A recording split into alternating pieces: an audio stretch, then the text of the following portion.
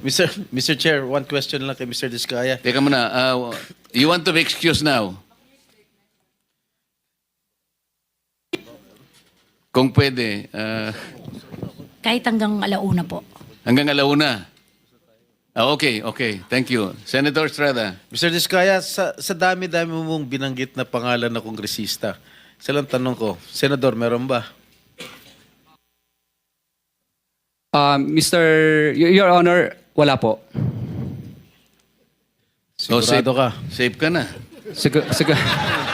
Sigurado po. I resent that statement, Mr. Chair. I resent that statement. Safe ka na. Okay. Di ba? Safe na. Mr. Chair, I move that you strike of the record that your Alam mo statement. naman, biro lang naman yun eh. Wala yun. Mr. Chair? So, Senator Bato.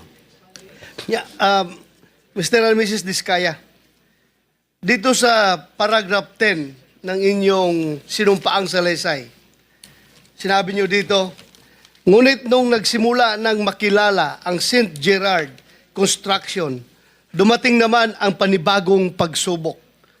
Ang pagkakaalam ko yung pagsubok ay these are trials, challenges, kahirapan. Pero dumating ang panibagong pagsubok. Unti-unting nagsilapitan ang mga district engineers at mga regional directors ng DPWH at mga chiefs of staff ng mga mambabatas na nag-alok ng mga proyektong sinasabi nilang pundo ng mga mambabatas. I don't think pagsubok ito. Kung ako ay kontraktor, grasya ito. Grasya, hindi ito pagsubok, grasya. But that's beside the point.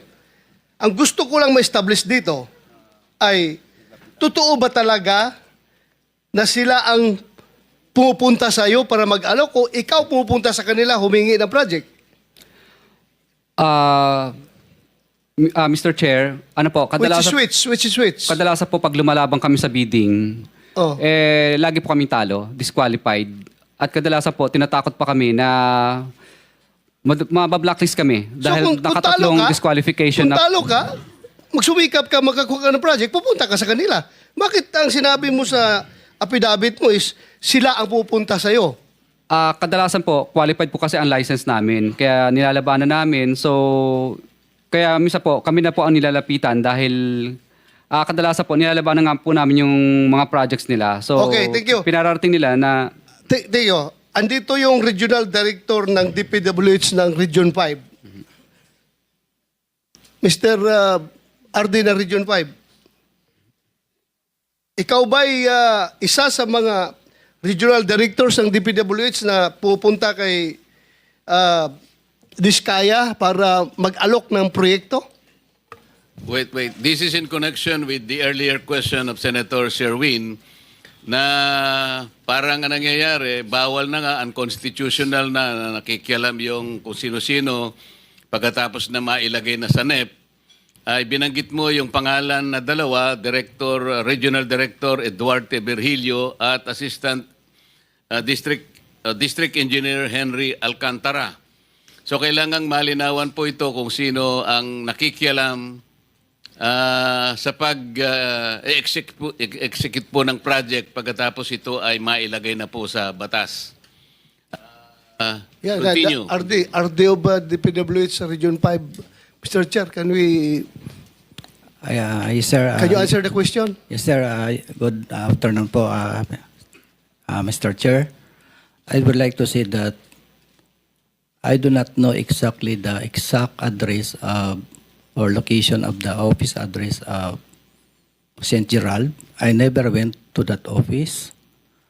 And I categorically say that those allegations mentioned by Mr. Diskaya, I did not receive those percentage. So, that's all, sir. But I know Be sure, ha? You are under... Yes. Nakapag-out ka na ba? Yes. Hindi pa? Tapos na, sir. Tapos na. So, dinay mo na tumatanggap ka ng SOP from the Diskayas? Yes. Sa mga project na I doon? denied that, sir. I denied that. And for my memory, I awarded to him last year one project, and that's a road project. And for current year, I think I awarded him one flood control project. That's all, sir. Flood control. Yes, sir. Okay. Si Alcantara. Before that, you want to reply to the statement of the regional director? Kasi nasa paragraph 22, binanggit mo ang kanyang pangalan, unang-una siya. Ang mga porsyentong ito, 25%, ay ipinipilit sa amin bilang karaniwang kalakaran nila na wala akong kakayahang tanggihan. Binanggit mo si Regional Director Eduarte Virgilio ng DPWH Region 4 o Region 6. Tinatanggi niya. What do you say? Mr. Chair, katunayan nga, nung makalawang araw, bago po yung humihingi ako ng tulong sa kanya, kasi na-freeze ng bangko ang mga account namin kahit wala pang court order ng AMLAC, sabi ko na baka pwede pong makautang at makahingi ng tulong. So ngayon po, ang nangyari po nito, mukhang naramdaman niya na magsasalita na ako, kaya sinauli po niya yung 25% plus parking fee, kulang pa nga. Opo. Kailan nangyari ito? Nung makalawa lang po, yung engineer, yung driver po niya ang nagsauli. No, 3 days ago. 3 days ago. Tapos yung pangalawa na sumunod, yung parking fee naman ang isinauli. Mr. Chair, Totoo ba, Mr. Chair? Pasagutin natin si RD kung totoo. Ano, sinauli mo?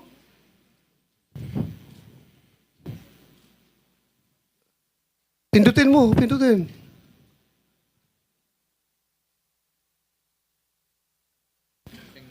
because Mr. Sagutin mo kung totoo ba na sinauli mo yung 25% na SOP na binigay sa'yo. No, I did not return any money to him. So it's your word against their word. Yes, sir. Sigurado ka? Yes, sir. Kapag mapatunayan namin ito, we can cite you in contempt. Yes, sir. Ha? So ano? Bali yung driver po niya ang inutusan niya. Tapos... Sinong driver niya? Anong pangalan? Ano po, bali si ano yun? Okay lang, Mr. Chair? Yeah, Silipin pakicheck. ko sa phone ko. We need the truth. Hindi tayo dito Anong pangalan ng driver mo?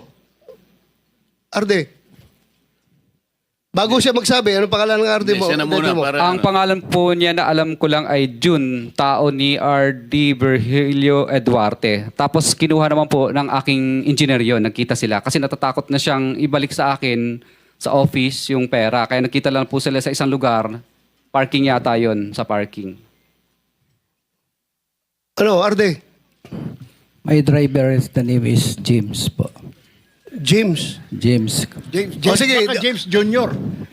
Sige, kayong pagbalik, kalimutan natin. Doon tayo sa pagbigay. Pagbigay, sino nagbigay ng 25% sa kanya? Ano po, yung driver po niya, inutusan niya. Hindi, pagbigay. Hindi yung pagbalik. Sinauli mo ang 25%, di ba? Hindi, siya po ang nagsauli ng sa akin, Ayan, ng pera. sinauli niya sa'yo. Opo, binalik so niya. ngayon, dinideny niya. Ngayon, dito tayo mag-concentrate sa pagbigay mo. Nung binigay ko po, nagtatawagan lang po kami, tapos pumupunta po sa office namin yung driver niya para kunin yung pera. Anong pangalan ng driver niya? June lang po, hindi ko kilala yung ano. Pero sa akin po yung contact number ng tao niya. June ang pangalan. So, wala kang isa sa uli kung wala siyang binigay. Di ba? So, ibig mo magsabihin na wala siyang binigay sa'yo? How much is 25% of that particular project? Kung 150 million po yun, di 25% po nun. Mahina lang po ako sa computation. Wala akong... 25%, 25 million plus... 27. Oh, Parang ganun po. Oh, Parang 30, around 30. Opo. Mga naglalaro po sa ganyan. so, you are denying na wala kang natanggap sa kanya? Kaya wala kang sinauli? But he just admitted na may sinole. Ha? Kala ko may admission na sinole. Wala rin. Hindi siya Anyway, Mr. Chair, we will... Mr. Diskaya, alam mo yung cellphone number ni Regional Director? Okay lang po, basahin ko. Hindi, alam mo. Ay, opo. So kapag kung totoo ang sinasabi mo na nagbibigay ka nga ng ganitong komisyon, kinatawagan mo siya kung natanggap o hindi. Yes po, Your Honor. Ano yung ano ang CP number niya? Okay lang, basahin ko po. Kasi kahit cellphone ko, hindi ko kabisado eh. Hindi, wag Tinitingnan na ko lang. kasi hindi natin pwedeng ano yun. Pero alam mo yung number niya. Opo, opo. Mamaya ay pwedeng makita ng staff namin na talagang siya nga number niya yan. Opo.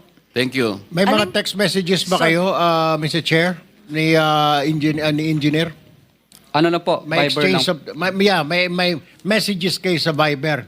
Meron po, pero syempre nag-disappear po yun eh. De, ano nga mga messages doon sa Viber? Ano mga sinasabi? Pero kadalasan po, Mr. Chair, is ano lang po, tawagan talaga. Tawagan. So kung tawagan, wala tayong problema, Mr. Diskaya, kasi yung mga phone logs ng mga calls mo, sa pagitan mo at saka kung sino pa, dito ay kay Director, Regional Director, Mr. Chair?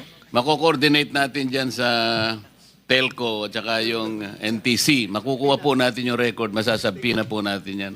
Anyway, yan po Chair? yung mapapatunayan natin sa tamang panahon. Yes, Senator. Mr. Chair and Senator Bato, kung alam natin kung saan yung parking, baka may CCTV rin.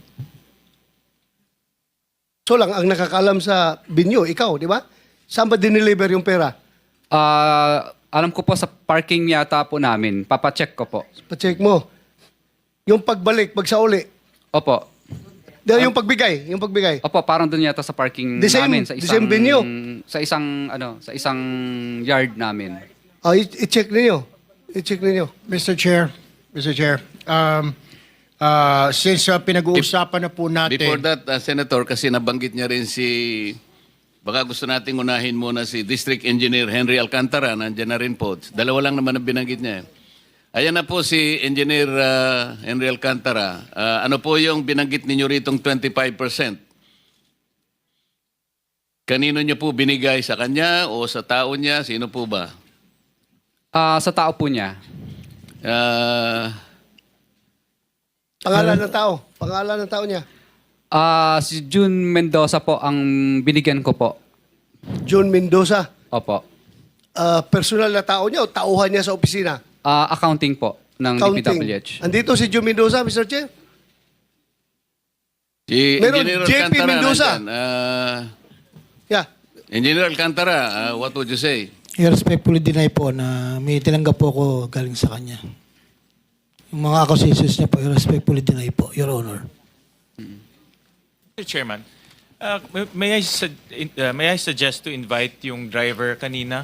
You see June ba yun? June? June. No? June ba yung driver? Driver po ni RD po, yung ni June. RD Opo. Virgilio. Invite natin para, it seems to me that yun yung link ni Virgilio tsaka kay Mr. Diskaya doon sa pagdi-deliver ng pera. So maybe invite that person so that we can drill down to the very detail, to the very last detail yung transaction. Kasi yun yung link, Mr. Chairman. Yes, we will do that. Director General, please take note of those suggestions. Mr. Chair, by way of info lang. Sandali lang, ma'am. Ano put nyo kanina? Hindi ko po masyadong narinig. I respectfully deny po. I received sinasabi niya pong 25%. Na-receive po ninyo yung 25%? No po, I respectfully deny. Ayaw, deny. Okay. Senator Amy. Wala, yung paalam lang po ni Secretary Pangandaman, hindi na natuloy yung House hearing ng DILG at yung iba pang nakaschedule. Nag-emergency meeting po.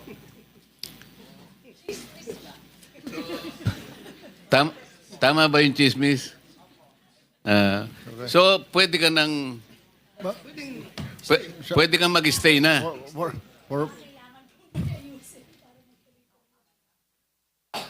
Hindi, sabi niya hanggang alauna naman. Mr. Chair. Senator Sherman, ikaw na. Yes, Mr. Chair. May I ask, dito po sa mga present natin ng mga contractor, itong 15 contractor na ito, have you experienced or do you have similar experience dito po sa na-experience na mag-asawang Diskaya yung pagbibigay po ng komisyon sa mga DPWH at mga politiko? Meron po ba? May we confirm from the contractors, Mr. Chair, present today if they had similar experience like that of the Discayas. Simula po doon sa top 1, sa SunWest Incorporated, may we know, where are you, SunWest? Meron po ba kayong binibigyan na 25%, SunWest? None, Your Honor. None. Legacy Construction Corporation, meron o wala? None, Your Honor.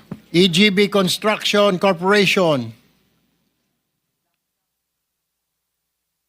QM Builders.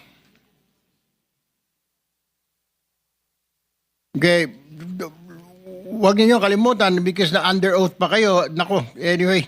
Alpha and Omega, sinabi Timothy. Top Notch Catalyst. Royal Crown Monarch Construction. Absent?